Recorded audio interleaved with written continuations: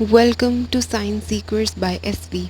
In this video, we shall talk about endoplasmic reticulum from chapter 8, class 11.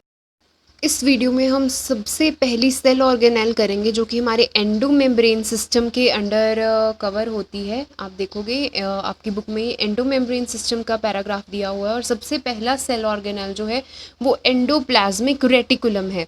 तो इसी series में हम चलेंगे। सबसे पहले जो है एंडोप्लाज्मिक रेटिकुलम। अब इसके नेम से ही हम देखते हैं तो एंडोप्लाज्मिक दैट इज़ जो प्लाज्मा के अंदर प्रेजेंट होगी वो क्या होगी, एंडोप्लाज्मिक। और रेटिकुलम का मतलब क्या होता है, किसी भी चीज़ का नेटवर्क।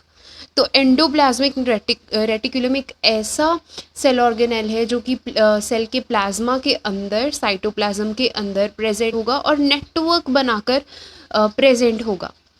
तो इसका एब्रीवेटेड फॉर्म हम capital letters that is ER में लिख देते हैं एंड इसको एंडोप्लाज्मिक रेटिकुलम की जगह ER भी प्रोनाउंस किया जाता है।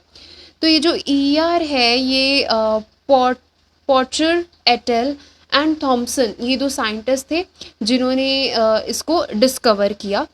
अब हम देखते हैं कि एंडोप्लाज्मिक रेटिकुलम होता क्या है। It is generally a complex scattered membrane lined network.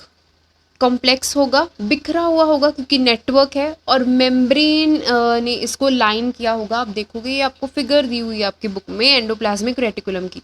तो यहाँ पे ब्राउन कलर का जो है ये तो सारा एंडोप्लाज्मिक रेटिकुलम है और ये क्रीमिश कलर की आउटलाइन आपको दिख रही है।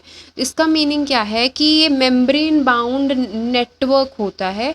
एंड कौन सी चीज़ें होती हैं जो कि मेम्ब्रेन बाउंड रहती है और एक एंडोप्लाज्मिक रेटिकुलम का इम्पॉर्टेंट कंपोनेंट्स या एलिमेंट्स होते हैं। फर्स्ट इज फ्लैटेंड सैक्स होंगे एंड देन ट्यूब्यूल्स होंगी एंड वेजिकल्स होंगी। ये तीन चीज़ें हैं जिसका ये एंडोप्लाज्मिक रेटिकुलम बना होता है और इनके अराउंड मेम्ब्रेन बाउंड रहता है, लाइंड रहता है, और ये through out the cytoplasm scattered रहते हैं। देन ये यूक्रियोटिक सेल्स में plasma lima that is plasma membrane जो होगा, ये एक सेल का जूम इन स्ट्रक्चर दिखाया गया यहाँ पे। तो आप ऐसे इसकी बाउंड्री देख लो, ऐसे ये बाउंड्री है। तो ये क्या हो गया, प्लाज्मा मेम्ब्रेन हो गया, ये जो भी मैंने बनाया एक imaginative boundary of the cell. और ये न्यूक्लियस पोर्शन हो गया, मार्क किया हुआ यहाँ पे न्यूक्लियस, और ये nuclear pore and nuclear membrane, ये वाला this is the nuclear membrane. तो प्लाज्मा लिमा से लेकर, प्लाज्मा मेम्ब्रेन से लेकर ये न्यूक्लियर पोर तक ऐसे ही स्कैटर्ड रहेगा, नेटवर्क की फॉर्म में प्रेजेंट रहेगा। तो अबाउट 30-60% जो है एंडोमेम्ब्रेन सिस्टम का, जो हमने cell organelles, 4 cell organelles endomembrane system में करनी है, उसमें से जो 30-60% है वो कवर कर लेता है ये ER। अब ये जो जर्नली एंडो प्लाज्मिक रेटिकुलम है ये क्या करेगा, ये साइटोप्लाज्म की सब स्पेस को डिफरेंट कंपार्टमेंट्स में डिवाइड कर देगा। साइटोप्लाज्म की स्पेस को, इंट्रासेलुलर स्पेस को दो डिस्टिंक्ट कंपार्टमेंट्स में ये डिवाइड कर देगा। और वो दो डिस्टिंक्ट कंपार्टमेंट कौन से है, पहला है ल्यूमिनल दैट इज़ जो ER के अंदर वाला पोर्शन होगा साइटोप्लाज्म का, और दूसरा है जो साइटोप्लाज्म के बाहर वाला एक्स्ट्रा लुमिनल। तो ये दो कंपार्टमेंट्स ये बनाएगा। ल्यूमिनल को हम इनसाइड द ER बोल देते हैं और एक्स्ट्रा ल्यूमिनल को हम साइटोप्लाज्मिक कंपार्टमेंट बोल देते हैं।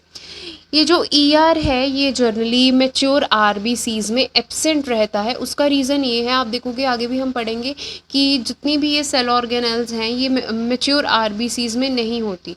इसका मेन रीज़न यही है कि जब RBCs red blood cells mature हो जाते हैं तो उनको फाइन कैपिलरीज में से, कैपिलरीज काफ़ी थिन होती हैं, उनमें से क्रॉस आउट होना होता है, पैसेज होता है।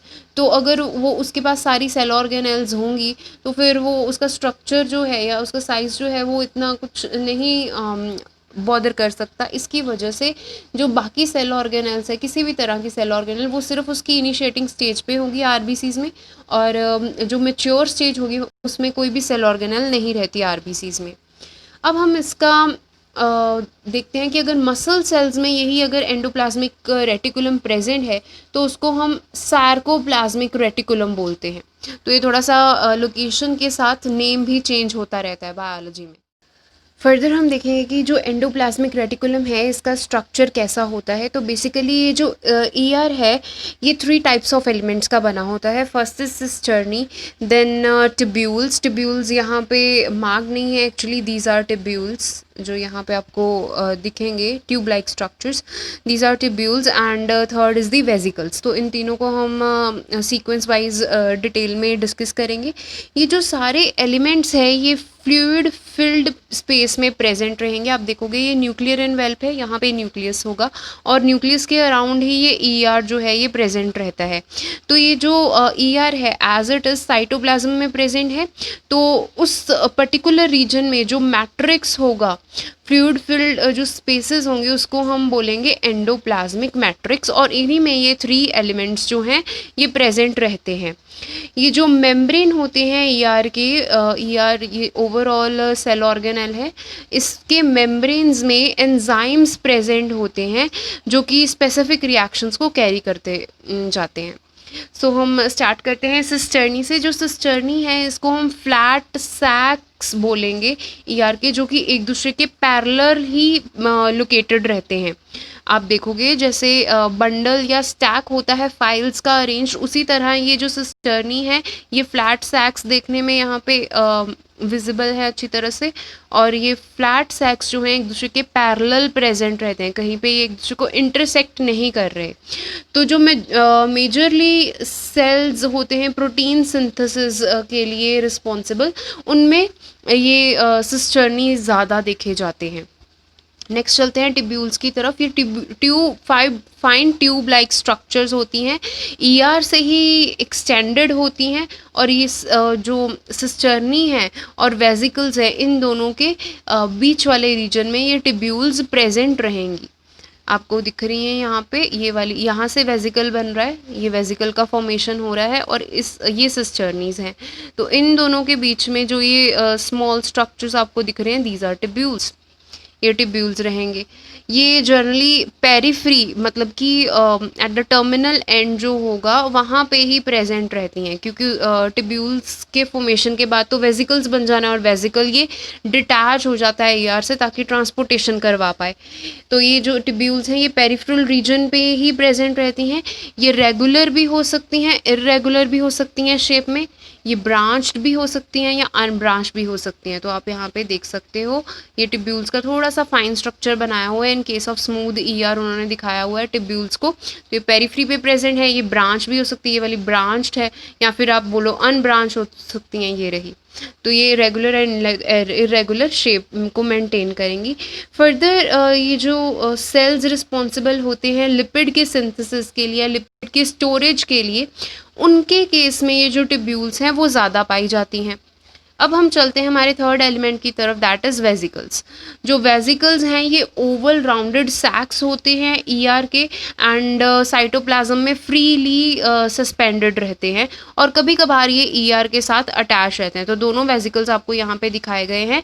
ये जो वेजिकल ऊपर है जो भी मैंने ये सर्कल किया, this is attach to the ER, आपको दिख रहा है। और यही वेजिकल्स एट मैच्योरिटी इससे डिटैच हो जाएगा और साइटोप्लाज्म में फ्रीली मूव करेगा।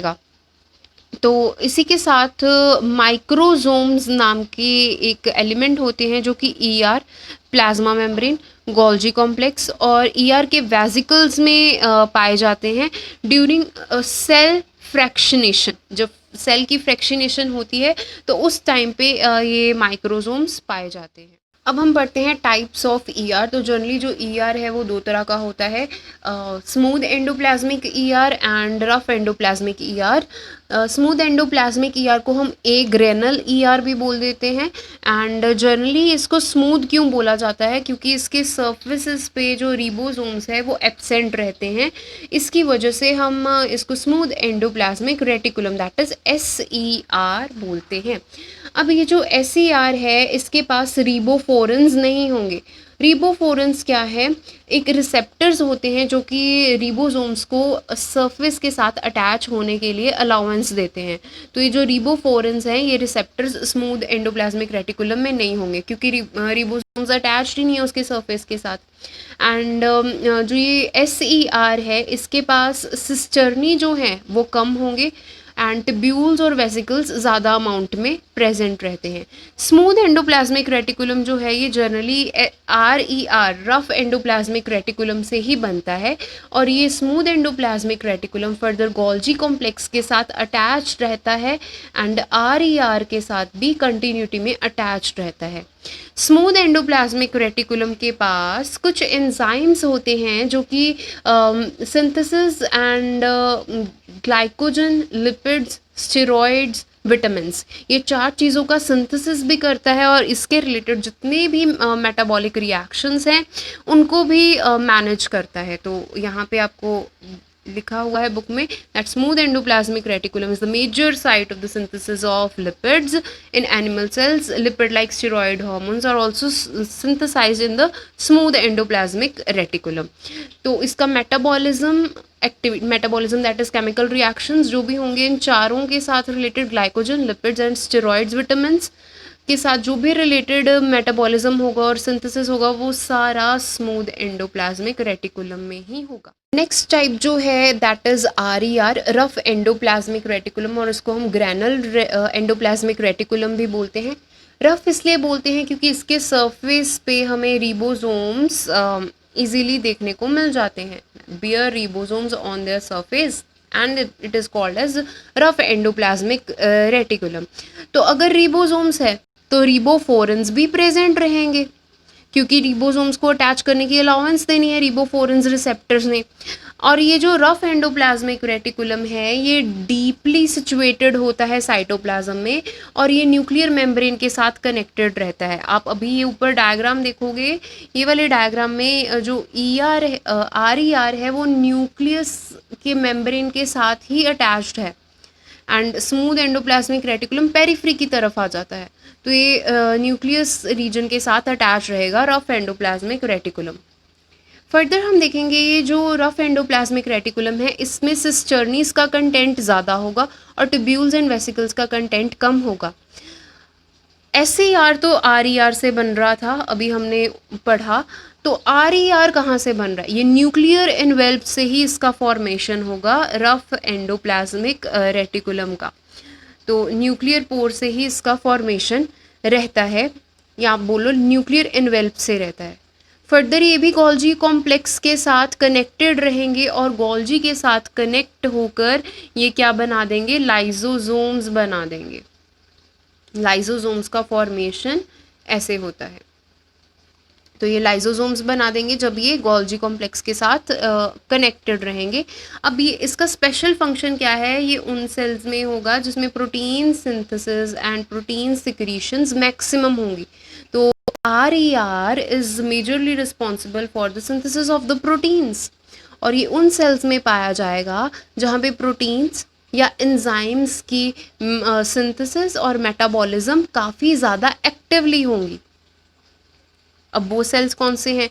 गॉबलेट सेल्स हो गए, पेनक्रियाटिक सेल्स हो गए। ऐसे सेल्स में जहाँ पे प्रोटीन का सिंथेसिस काफ़ी इंपॉर्टेंट रहता है और ज़्यादा अमाउंट में रहता है, वहाँ पे ये रफ एंडोप्लाज्मिक रेटिकुलम पाए जाते हैं। नेक्स्ट हम देख लेते हैं कि इस एंडोप्लाज्मिक रेटिकुलम के फंक्शंस क्या रहेंगे। सबसे पहला फंक्शन ये है कि ये मैकेनिकल सपोर्ट प्रोवाइड करता है साइटोप्लाज्म के मैट्रिक्स को। तो ये मैकेनिकल सपोर्ट प्रोवाइड करेगा क्योंकि ये मेम्ब्रेनस नेटवर्क है, तो साइटोप्लाज्म का जितना भी अराउंड मैट्रिक्स प्रेजेंट रहेगा उसमें ये मैकेनिकल सपोर्ट देगा।